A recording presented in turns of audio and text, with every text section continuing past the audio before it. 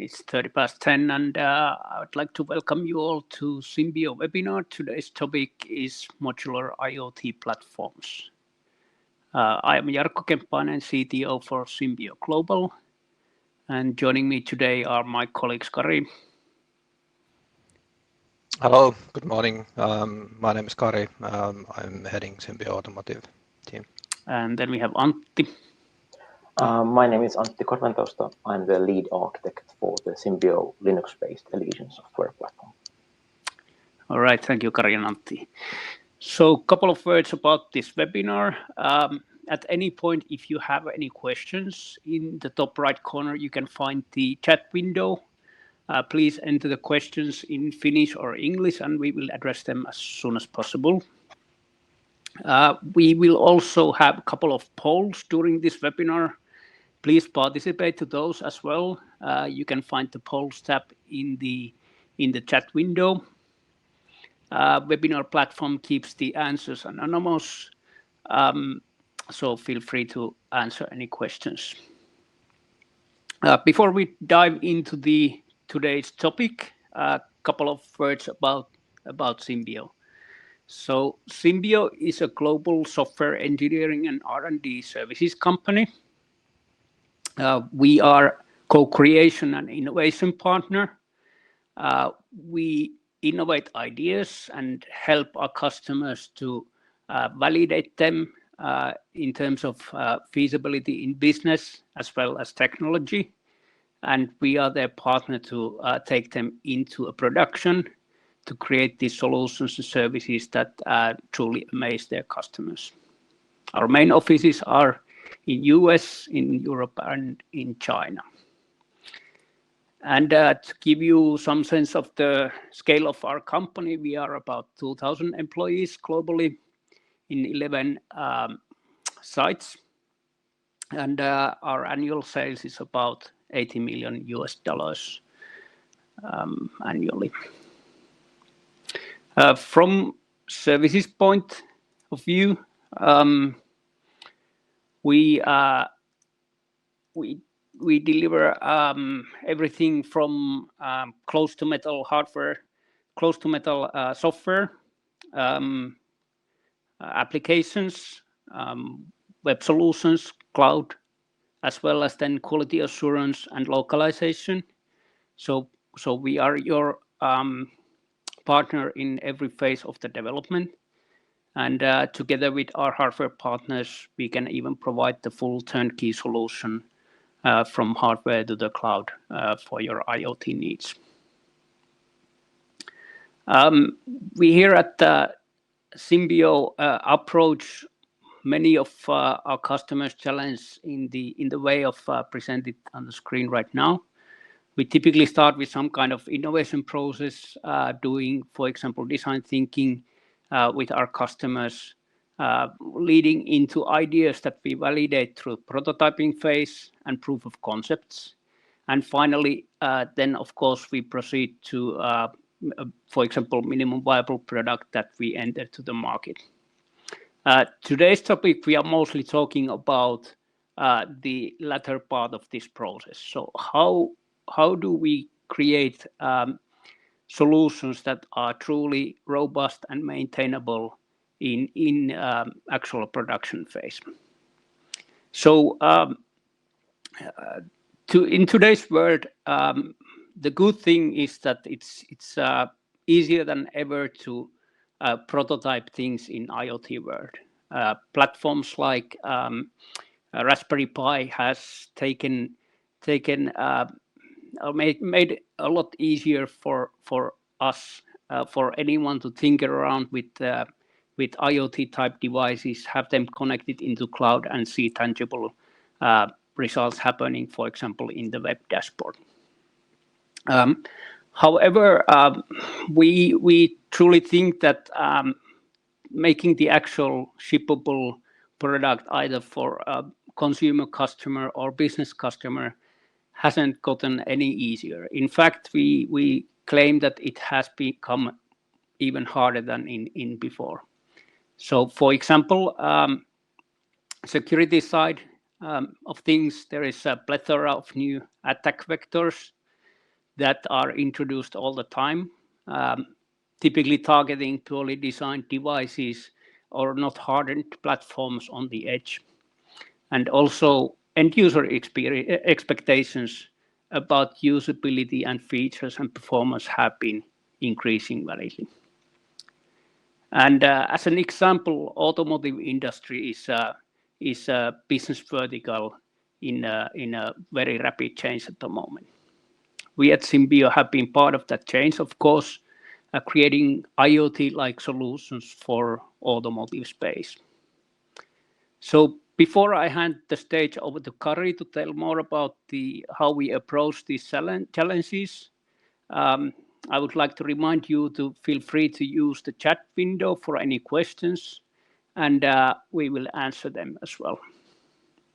So Kari, feel free to continue.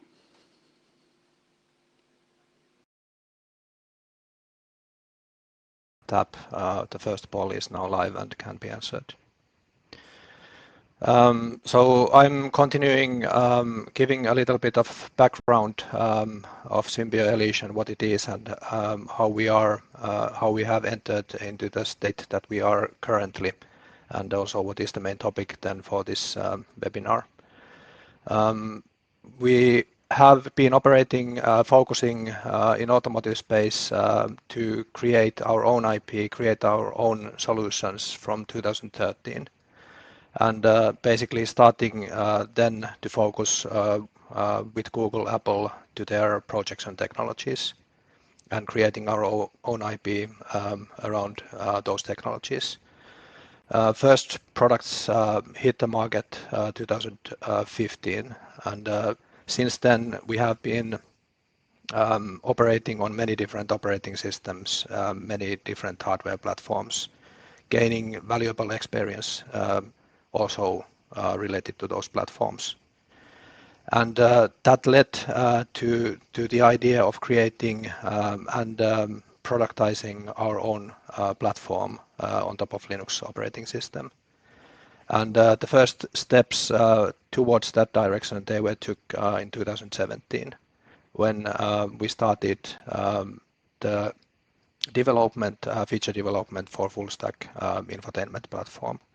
And mainly targeted to display audio category devices, which they are usually on the low end, so entry level or mid level in the automotive category. High end, usually nowadays, Android operating system is prominent in that area.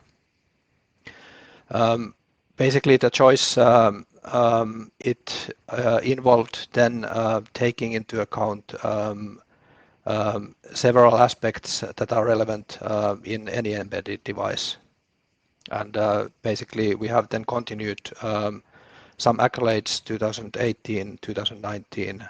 We won and were received, let's say, interest widely from industrial business areas. CES 2018, 2019, we participated in China International Fair, which is equivalent of CES in APAC. 2019 started the first customer deliveries from the platform, which have led to the productization of the platform at the same time. And 2020 certifications for the lead customer products, and basically leading to today. We have a robust future-proof platform available now for custom products from the platform. So continuing, so basically what we have available is a full embedded Linux operating system platform, and we will be talking these aspects more detail in the following slides in the webinar. It has been proven already certified for low-end automotive IVI products. The architecture Antti will go through in coming sections more in detail what this is all about. But basically customizable, adaptable to many different hardware platforms.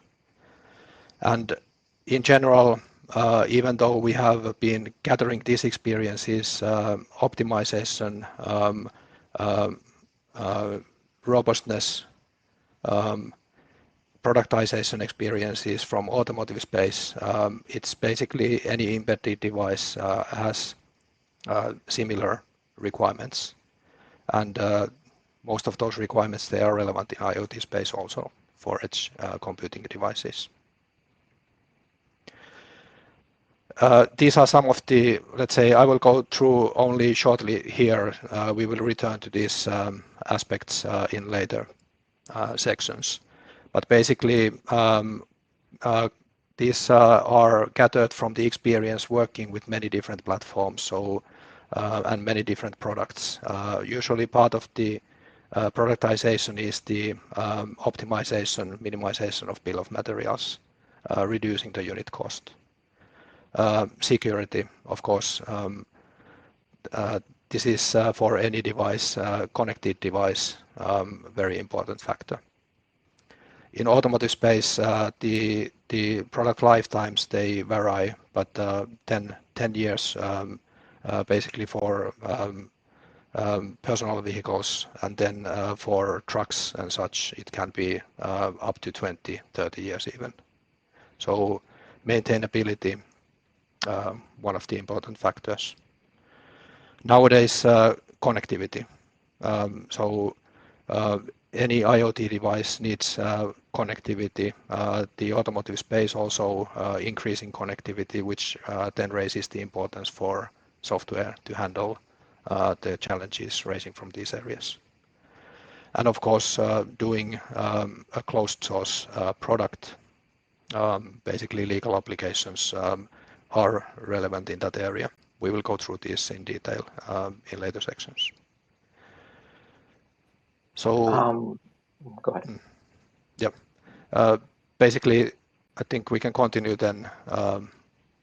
With Antti, one of the important things is that we are discussing mainly Linux today, and Linux has been increasing its relevance over the years for devices, also in IoT space.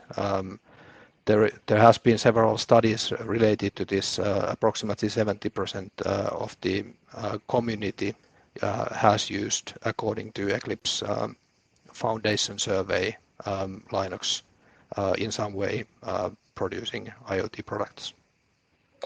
Yeah, I had just a quick question here for both of you, essentially. So what do you see as the main criteria for choosing a hardware platform or operating system for an IoT edge computing device?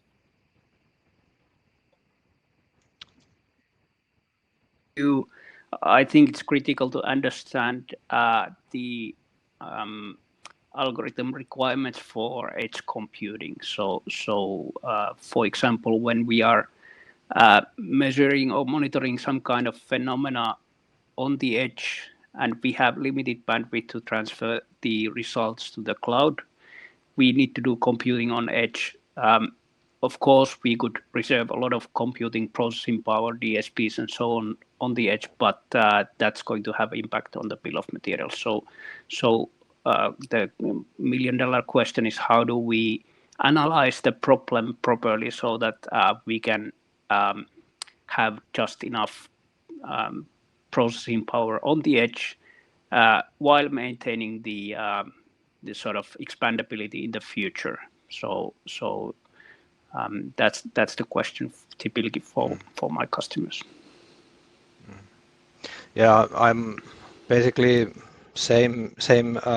So important factors are scalability, portability, ease of adaptation, ease of maintenance, and then also from design point of view, of course, the required performance for the computing, connectivity, security-wise, and so on. So for me, actually, taking this into account, basically Linux is a good operating system in that way that it ticks many boxes and is a good compromise in many areas. I think that's a good fit also with the poll answers, which were more mainly that flexibility and ease of development and customization are the key parts in this kind of device. That corresponds quite well because it relates to understanding the problem and then also being able to customize the solution to fit the problem at hand. So I'll be going into actual device creation here. So the key point in embedded device creation is essentially selecting your starting point or your system, or which mainly in hardware side, that's the system on chip or SoC.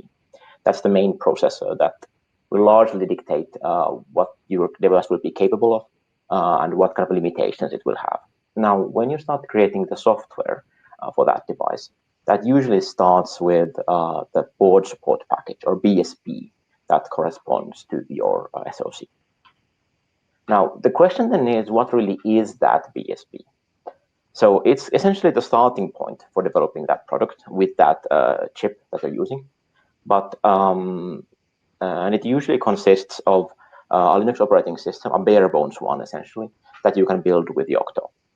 However, a common mistake here is to assume that you then have a product level Linux operating system in your hands when you're creating a device. But that's quite far from the truth, actually.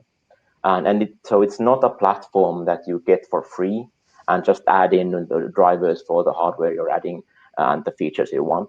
Essentially, what it is just a very rough sketch, and then you need to do all the fine tuning yourself. So maybe the best part here would be to talk about what a BSP does not contain, so what it will not have, because many BSPs essentially have quite different contents compared to each other. But there's kind of common features what they don't have. They don't have security in place. There will not be firewalls. The components will not be hardened. They will not even fully be utilizing the hardware security features. This is actually stated usually also on the manufacturer web pages where you can download those BSPs. So you would usually need a separate security manual, for example, to actually then implement those parts. Now, the software versions contained within that BSP will not have their common vulnerabilities managed. So they may be outdated components with known security liabilities and so forth.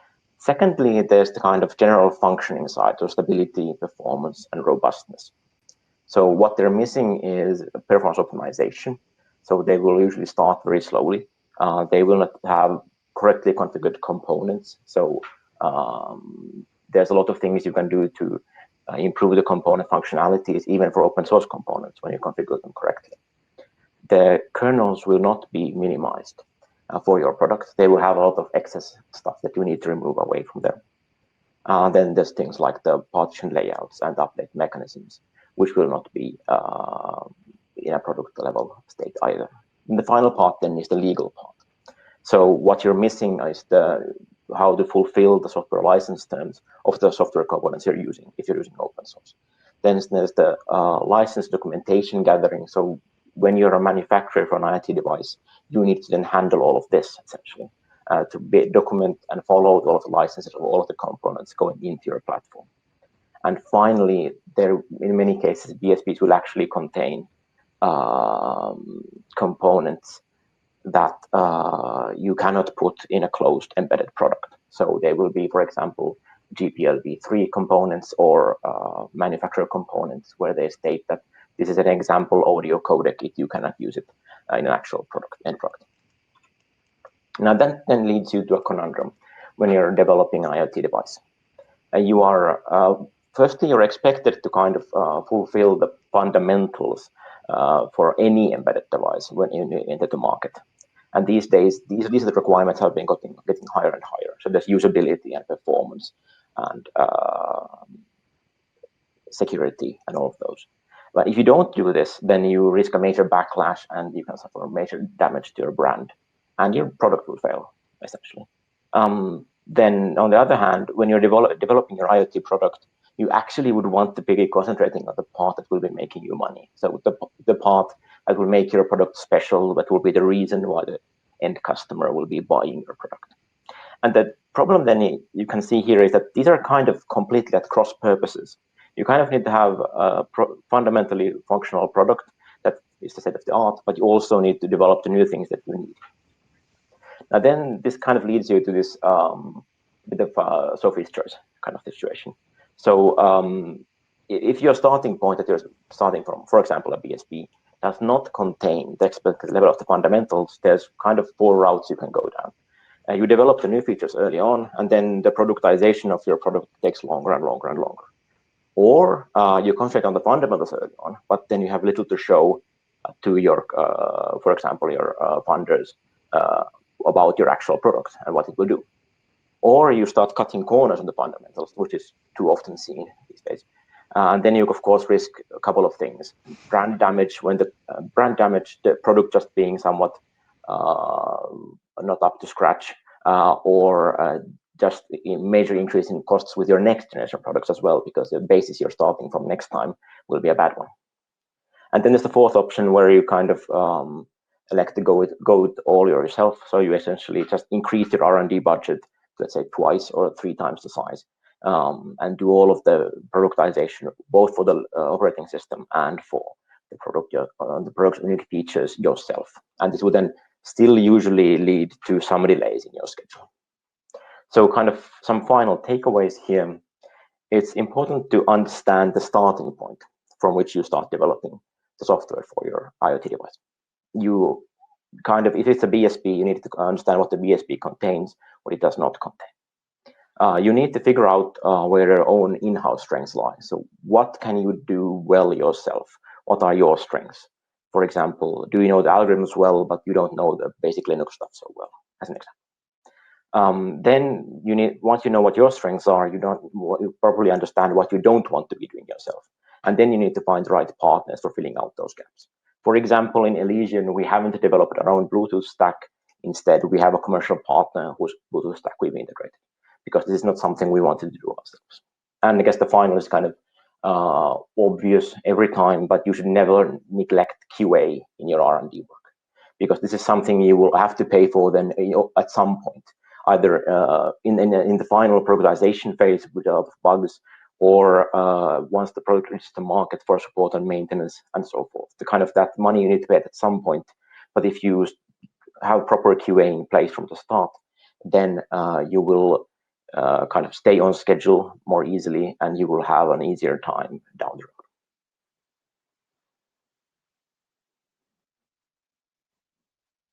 Raspbian, which is a Linux distribution for Raspberry Pi. So does it solve some of these problems, or is it a BSP, or Raspbian is an interesting point, because it's essentially a kind of very far taken BSP in a way, although it claims to be an operating system mostly.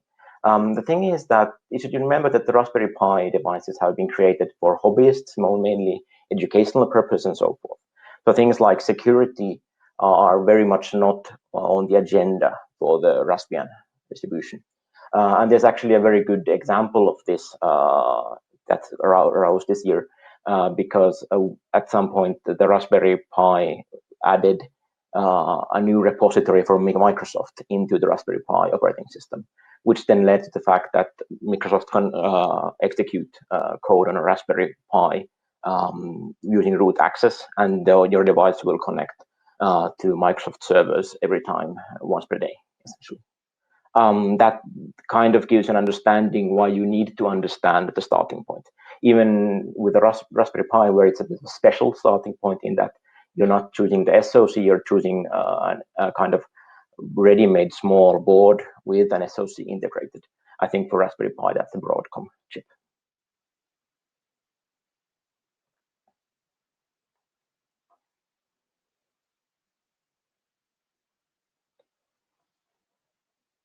Okay.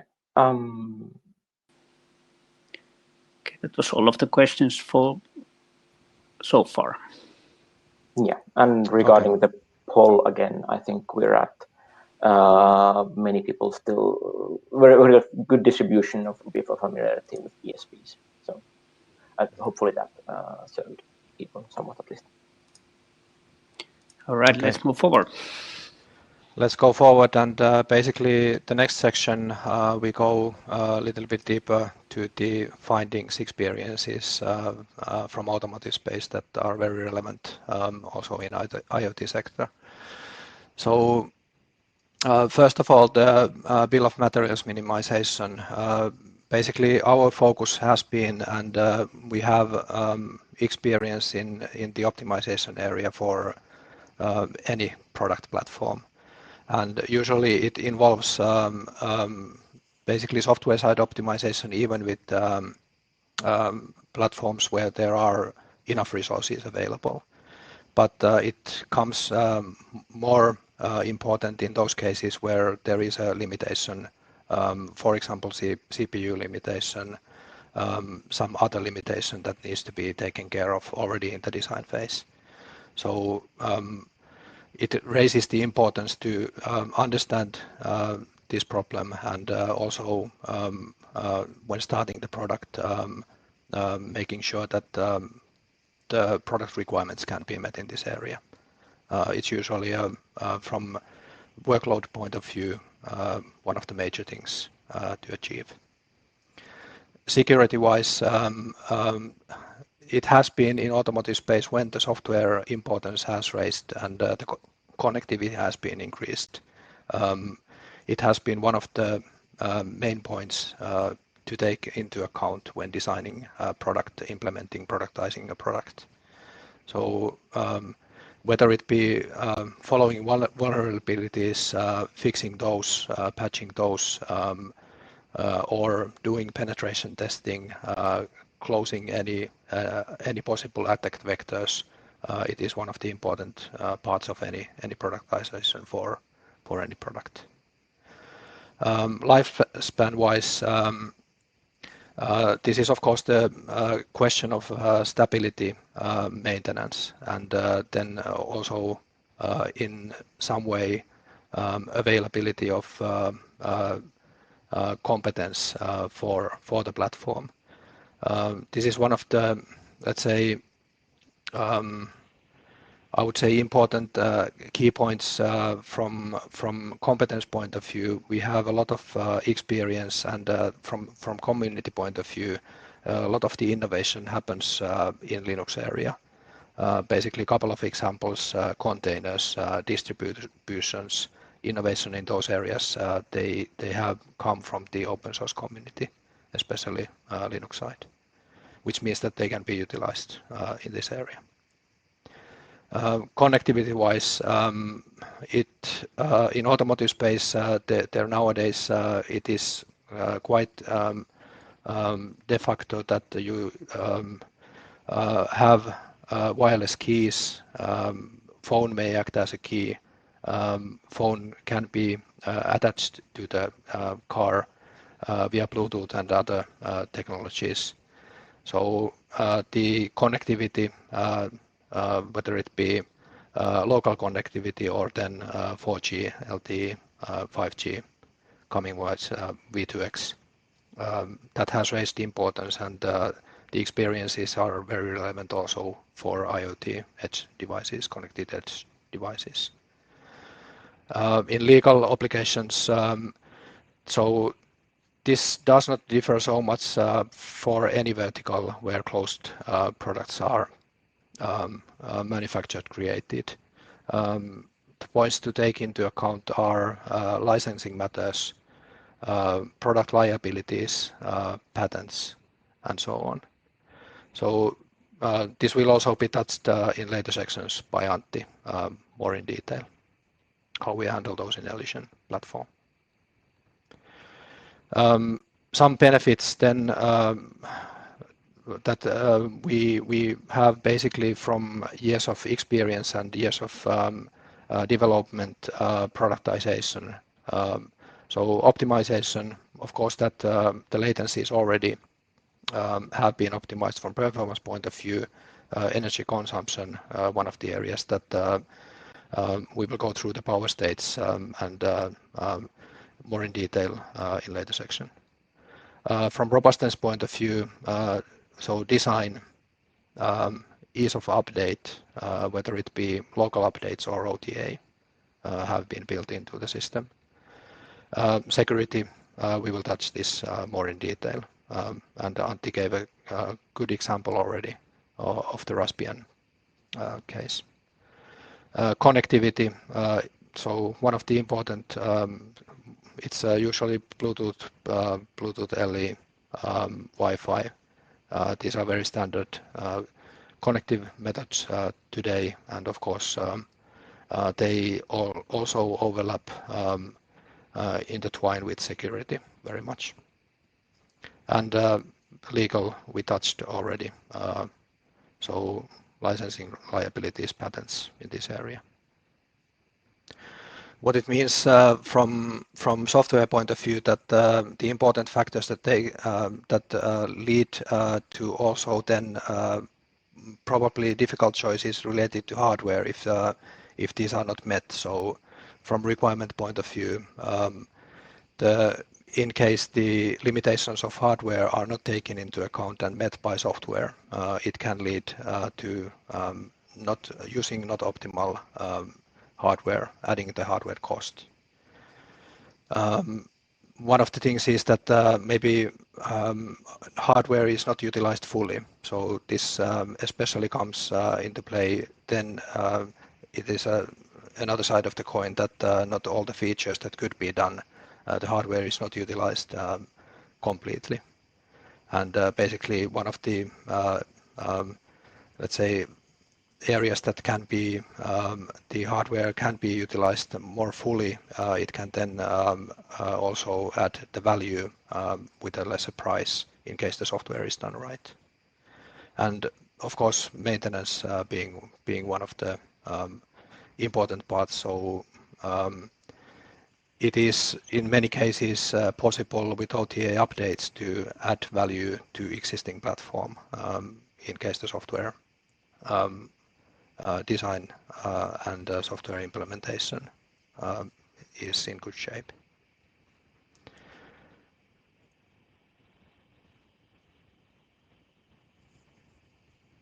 There was a comment in the chat coming from Ari about security and how, for example, going with the open standards in communication also exposes new security threats which probably are not even known at the time of launch of device. So you mentioned the over-the-air updates. Is there any other ways to future-proof the platform to better accommodate the threats that we don't know today but might be there tomorrow?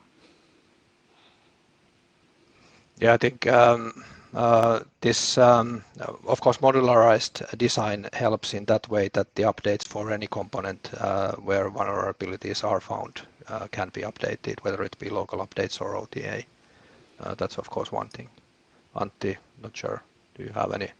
I think that's a major thing. I think in the future as well, you can also kind of protect yourself by choosing the modernist chips, because the chips are adding in hardware features that you can use to protect yourself. And essentially, going with older SoC chips may be a liability in the long run. So that's kind of something you can choose when making your product. Yeah. One good example is in Wi-Fi area. So VPA3 at the moment, it is mandatory to get Wi-Fi Alliance certification starting from July 2020.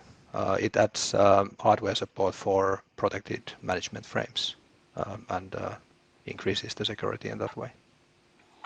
All right, thank you. And then there is another question. There's a thin line having max of features in the hardware and then not all customers using all those features. So it's hard to estimate cost and widespread usage of features in beforehand. I totally agree with that comment. And I guess the question is how to tackle that. There is no silver bullet, in my opinion, for that. The more important question perhaps is that how do we iterate towards the product so that we understand the valuable business case and requirements based on that, Do we leave some room for expandability in the future? And all of this, of course, depends also on the volumes. So when you are deploying thousands of devices on the field, it might make sense for you to design a purpose-built hardware for that occasion. And then, of course, bill of materials becomes very important. Whereas if you have, let's say, tens or hundreds of devices, you might want to use some off-the-shelf components because the individual device cost is not that dominating in the business case. And I think one kind of additional comment there is that, for example, we've seen a lot of usage of the OTA updates for this kind of thing as well. So you launch with a smaller set of features with the product when you create it. And then when you start understanding that you would want this kind of feature, you add that at later time using an OTA update instead of waiting with your product launch until all kind of these kind of fringe features are created. Right, and of course that means that you have to design an architect with that superset in mind, but then you launch with minimal viable product in the beginning, and of course there will be some redundancies at that point in the hardware and software stack, which might become useful in the later on. But all of that room for expandability, of course, is going to cost, and so it's a balancing act, not a silver bullet. Yeah, it's basically a business plan roadmap question, right.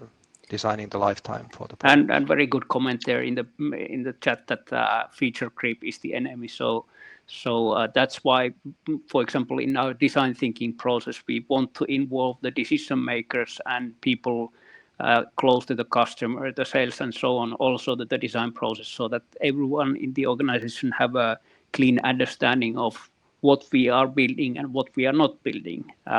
And of course, we need decision makers in the room to define that scope. Okay, I think I can maybe go forward from here to talk a bit about the Elysian Linux platform we created. So Elysian is, let's say, I'll be concentrating today on the Elysian core, which is essentially the part of the platform that you would deploy to any product you create. Of course, this is not the whole Elysian platform. The Elysian platform consists of the core, and then you add various services providing different connectivity options like Bluetooth, as well as various feature-specific services like, for example, resource manager service.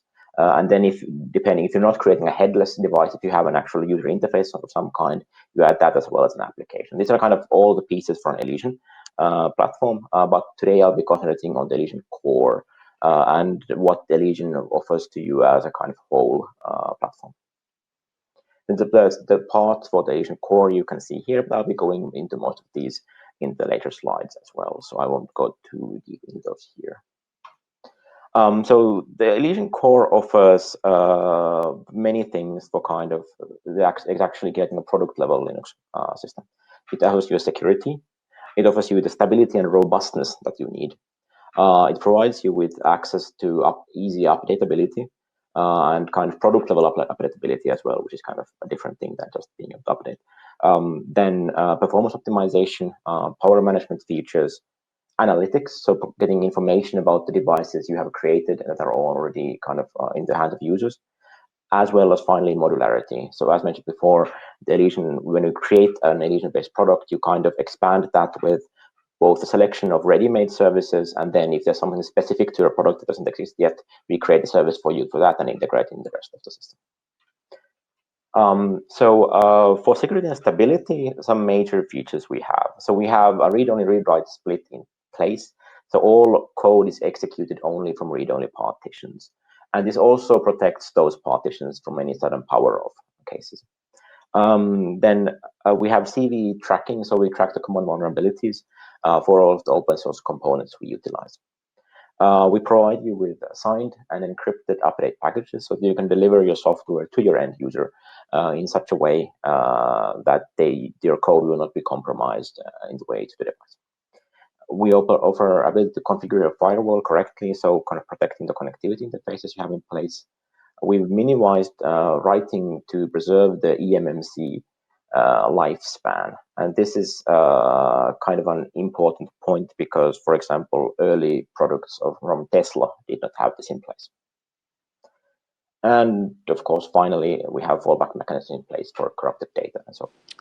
Antti, there was a question about the AB updates. So can you briefly tell us what they are? Yes, about? the AB update is a dual slot update. So you can, so your executable code resides on one set of partitions called, let's say, the slot A, and then you update to the slot B, which is the second kind of set of partitions. And then you only, when you kind of restart, you only switch between partitions. And then there's no update happens after the kind of startup. So it's very quick to just start up into the new set. And if there's any issue with the update, then you can just always roll back the previous set of partitions. This is something that users are kind of very much used to already because of Android phones. This is how your Android actually updates itself. So it updates to one set of partitions when you do the update, and it actually reboots after the update, and then there's a switch between those partitions. There's of course some additional options here for the security and stability, things like kernel security hardening, utilizing of any of the hardware security functionalities like getting chain of trust into place or using TEs. Then there's integration of hardware watchdogs and so forth. The update part, as noted before, so we have the A/B dual slot updates. I kind of described those already. These are integrated into our Elysian update service. Then we have those encrypted and signed updates supported. And we have an API available for integration of any third-party update downloader service. Then again, if you don't have one, many companies do want to kind of integrate their own in this place, but if you don't have one, Symbio can also, of course, provide you with one. And then we provide, as an option, we also provide the integration to key storage in your hardware so that all of your decryption keys and so forth are well protected also on the hardware side. On the performance point of view, I think a good example is that on the automotive side, our quite large Linux systems can boot into rear view cameras around 1.38 seconds for is an example customer project. So very kind of optimized startup chains in the devices. Of course, the startup of the full functionality, that depends a lot on the product. And then I guess another way to think about this, for IoT, the startup speed, it may not be that important, but it also then translates to power usage and downtime. I'll talk about the power usage in a later slide. And coming to that later slide here, these are the kind of an example power state setup with the Elysian platform. And here the full power state is where the full system is actually running. A suspend is where we have the main processor off and a co-processor still is up, maintaining the system functionality. Then a sleep state is one where the whole SoC is in sleep, but we wake up periodically to perform some actions and then we go back down. And this is one of those good cases where you can see how the startup time and the power usage are actually very much kind of bound to each other. Because if you do this kind of periodic wake-ups, then the faster you can get up, the faster you can perform those actions, the faster you can get back down, and then less power you consume as a whole during that time part. And then finally, these are off states where your device can be woken up by an external stimulus. I think we had a poll running here about the current consumption. The trick here is that for automotive products, the expected power usage for any device that's still running when the vehicle is actually off is 1 milliampere. So these are kind of systems we're in the area where we've worked in. So that's why this kind of, for example, suspend and sleep states need to be very well optimized, both hardware side, but also on the software side, so that we can actually reach these kind of goals. Yeah, and I think equally important for battery operated edge device. Yes, right. Just as important there. All right, thank you, Antti. So we are closing to our scheduled stop here. So thank you, Antti, and thank you, Kari, Today we have heard about what kind of technical and perhaps even commercial challenges there are to build a complicated IoT solutions. We will share these slides for you so you can take a look at them at your own time and think about if these things are relevant for you and if they are taking care of you in your solutions.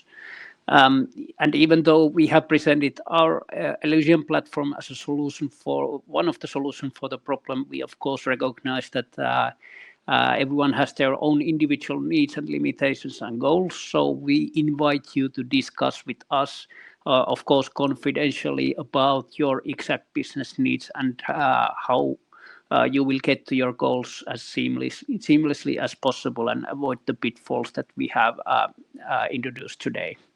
As mentioned, the presentation will be made available for you. Please follow us at LinkedIn to be informed for next webinars. And we thank you for your time. And on behalf of me and my colleagues, I wish you all a great summer.